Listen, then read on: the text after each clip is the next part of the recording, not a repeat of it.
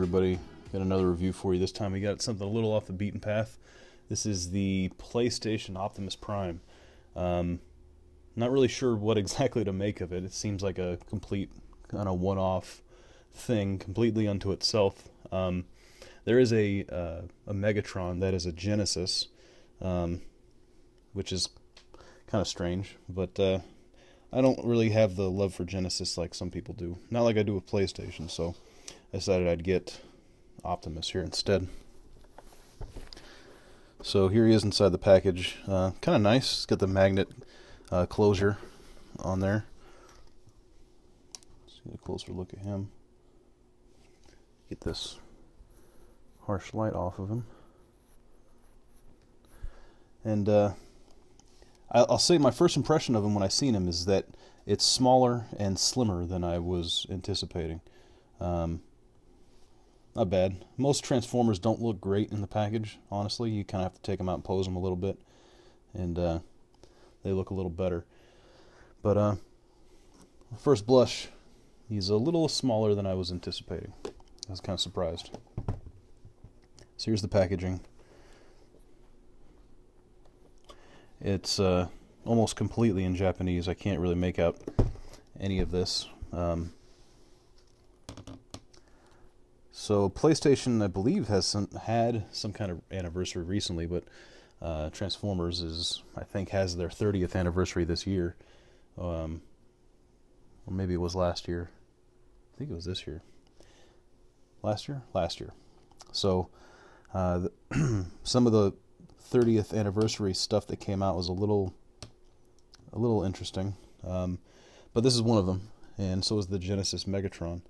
I'm guessing it comes with a couple of discs that go in there or something. I'm not sure what that is. I can't read this, so I don't know what this is. So we'll open it up, take a look, and see what is all inside of this thing.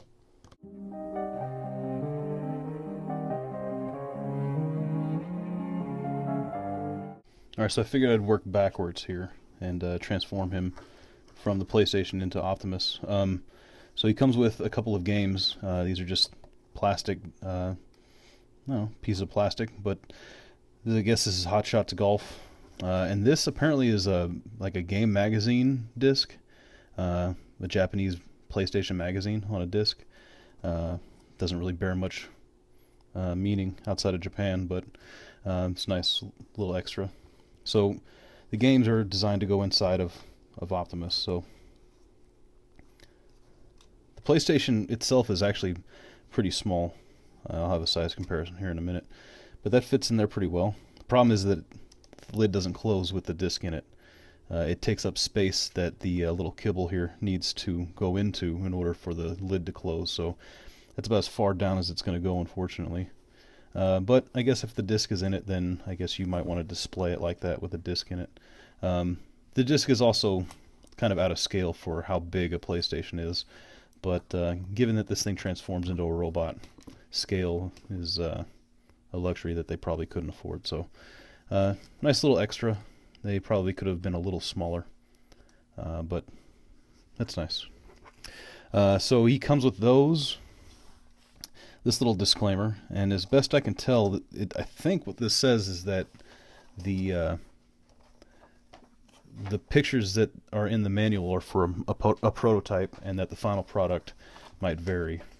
But I could be translating that wrong. I was using the Google Translate app, so which is great, by the way. It's pretty miraculous, if you ask me.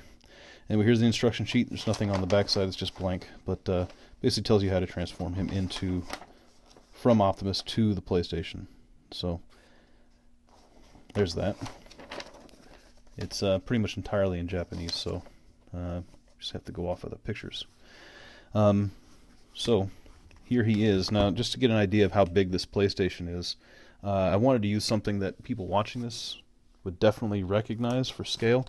I have a bunch of different figures, but I don't think anything is recognizable as a Lego man at this point. So there's a Lego man, little sad clown, or whatever he is. So it's pretty small, as you can see, but pretty cool nonetheless. So Let's take a look at the controller first real quick. The buttons are pressable. You can they do kind of sink in when you press them. I don't know if you can see it, but let me try to. You can kind of see it there. They have some give. Start and select don't, but the face buttons and the D-pad do. The shoulder buttons don't have any give to them, but they do flip out, and I guess, I don't know what these are supposed to be. I'm guessing it's like a weapon for him, because this also splits apart. Let me focus again. It splits apart, and then the cord here comes out, and then you turn it to face that way, and then once he's transformed, I'll plug this in, but this attaches to his arm, and then these face outward towards the direction of his arm. The way his fist would be pointing, they go along with it. So I'm guessing maybe they're like gun barrels or something. I think this is supposed to be his weapon. But given that everything's in Japanese and it's not super obvious looking at it that they're gun barrels, I think that's what is going on here. So that's the controller. The controller and the memory card both plug in to the PlayStation. Really snug though. Snug enough that I really don't feel like taking them in and out many times if I can avoid it. I feel like I'm going to end up scratching it or something. So all the details pretty good on the PlayStation plug here. It's basically molded just like it's supposed to, and it actually has kind of a familiar feel to it when you hold it. It kind of it feels like an old PlayStation controller used to feel, except in your fingertips. So there's that thing. The memory card is also very detailed. It looks like a memory card does. It seems a little big, again, the scaling thing, but it's not bad. It's the same size as the controller plug, which is accurate.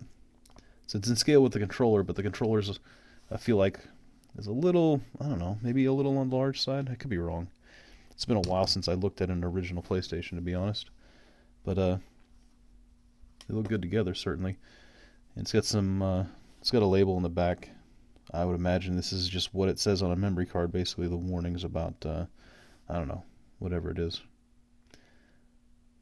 Pretty nice, good detail in this thing. PlayStation itself has decent detail.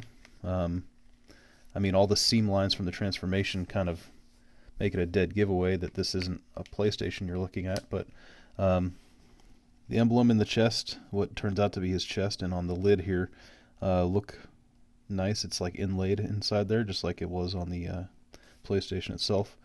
Reset and power buttons and eject or the open button do not work. There's no give to them. They're just molded in there. Let's look at the bottom side. They have the air vents and the stands, the feet. I mean to say. And then it's got the AV out and the audio out, and they're painted silver, and then they're labeled. So it's got the S video in there, the AV cord, and I can't remember what that is, but it also has the little expansion bay that's just molded in there. It doesn't come out, and then the power cord port. So everything that's supposed to be there is there. This is where you'd plug in the Game Shark, you see, and have Aerith running around on the third disc of Final Fantasy VII, which you know about that. Anyway, it's got the Tomy logo on the back. So I probably should mention that these don't go in easy, but I don't know if you can tell. Memory card goes in alright by itself, and then the controller can go in, but I had a real hard time getting the controller in, or the memory card in after the controller, so just kind of heads up on that. You have to push really hard on it, harder than I'm comfortable pushing, so anyway, just wanted to make sure I touched on that. Show you what it looks like inside with the lid open. The Autobot logo that actually goes on Optimus's chest. You can see the back of his head in there, and his arms, his hands are tucked inside there.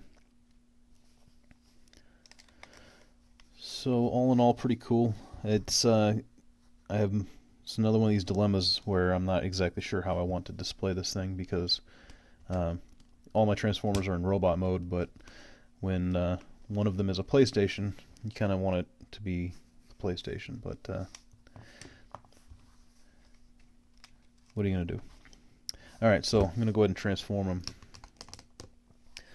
back to robot mode. So let's start with the legs.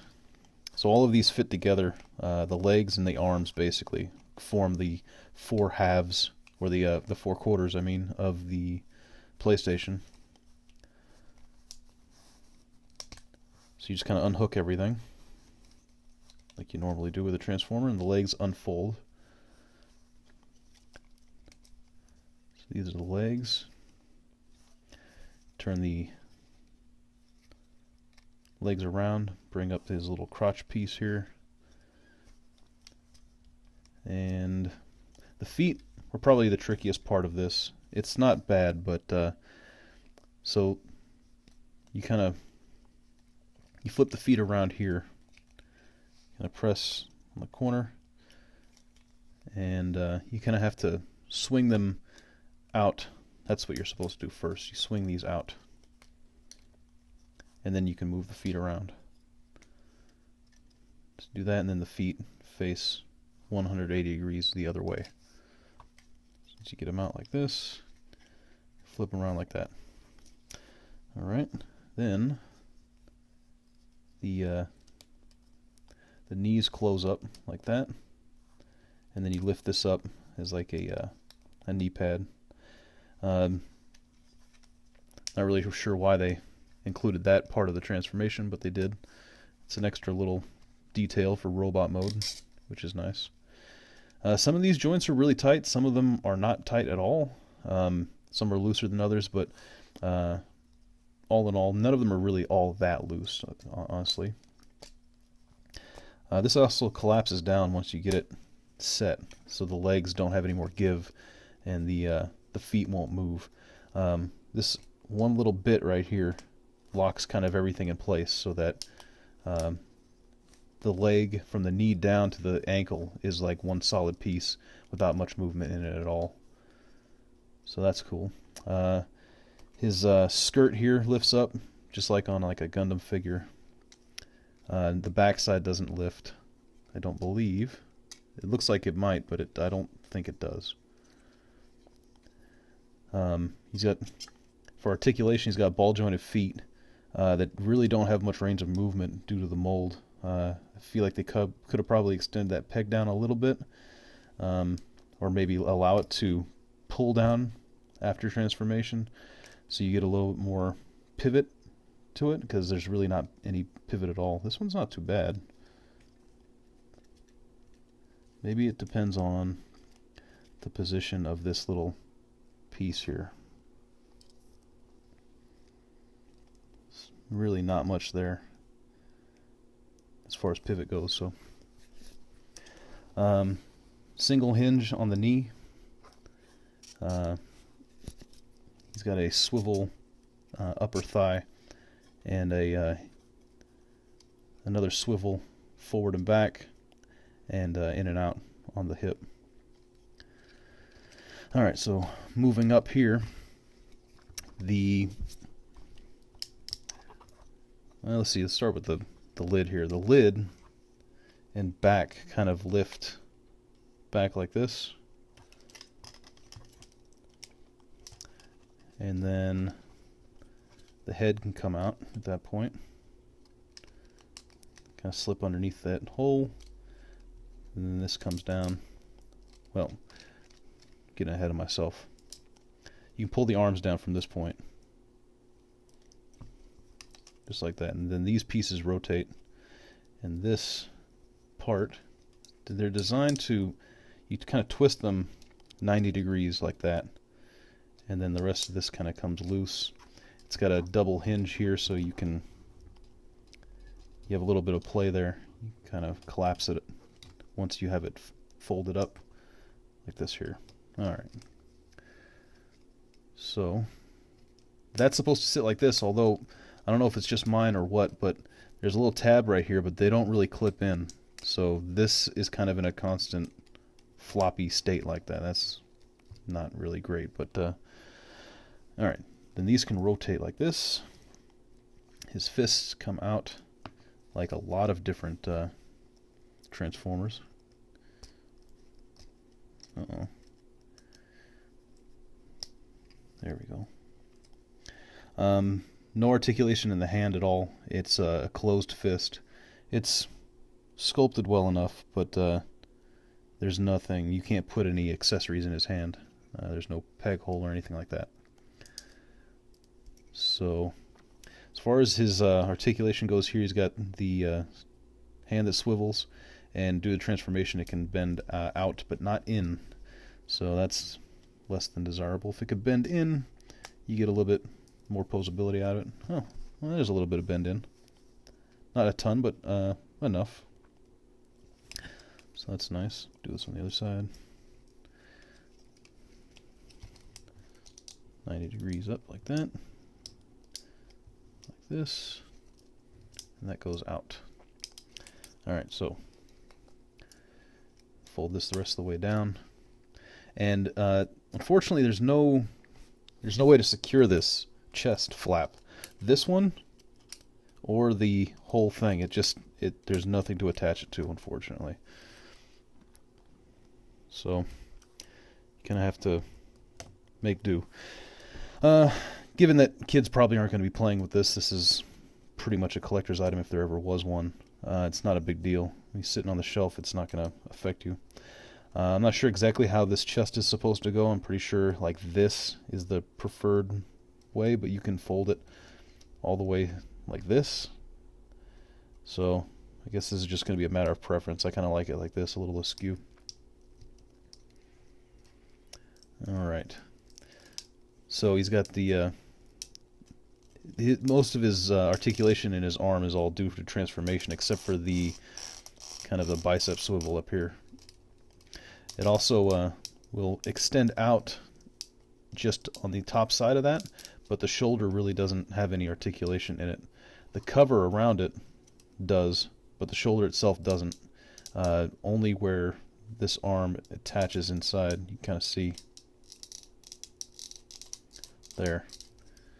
Oh, that's something I just learned, that the arms actually pull out a little bit away from the torso, so that's kind of nice. Give him a little bit more form. He is very slender for an Optimus Prime, but I guess when you have to fit 4 limbs into a small, thin box, that's bound to happen. Alright. There is a waist swivel, again, mostly due to transformation, I'm sure, but either way, glad to have it. That's nice. Having kind of a hard time figuring out a good position for his arms to be in, but he's got plenty of articulation in his hips, so it's kind of flexible with which poses you can get him into. Alright, so these little clips here that hold the controller together plug into the hole in his elbow. So you can do that. You can kind of flip these out, these shoulder buttons. And then I guess the controller is just supposed to plug in behind his leg, which is where the controller and memory ports end up after transformation. I haven't seen anywhere else you can plug these in at, so I think that's going to be it. And just plug in the memory card, I guess, just to... There really is no reason to take the memory card out for transformation, so could just leave it in if you wanted to.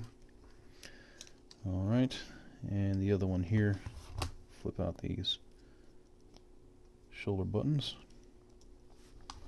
plug that in there, and there you have it. The PlayStation Optimus. Well,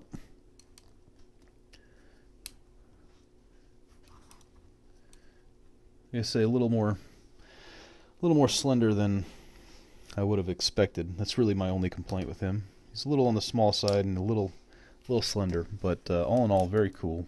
It's a weird mashup. I used some of that translate on the box, and it says it's a miracle pairing or something like that. It's kind of funny language, but PlayStation and Transformers. Let's get a little more detailed shot of Optimus's face. Nothing special here. There's it's just a solid head. It's the I guess you'd say G1. I don't know. He's got kind of two sets of antenna there, so maybe not G1, but very G1 looking.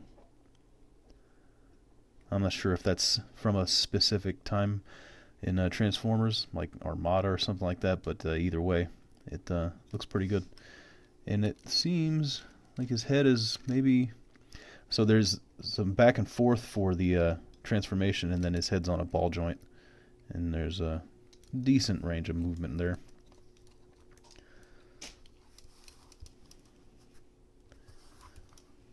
Okay. Nothing really to do with the discs afterwards, so I'll probably just end up sticking them in the box and forgetting about them. It's kind of unfortunate, but it's a nice little bonus. I really had no idea that these were coming with the figure to begin with, so...